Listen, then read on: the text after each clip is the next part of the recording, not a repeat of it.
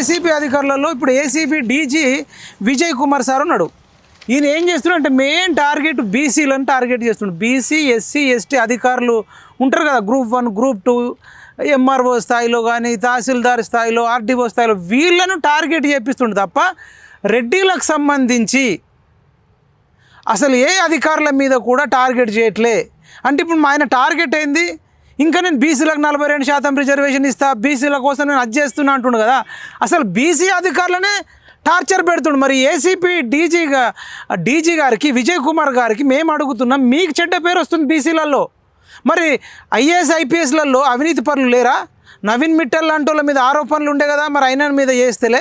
ఒక ఐఏఎస్ మీద ఒక ఐపీఎస్ మీద ఏసీపీ దాడి జరగట్లే, ఒక ఓసీ మీద జరగట్లే, ఒక రెడ్డి మీద జరగట్లే.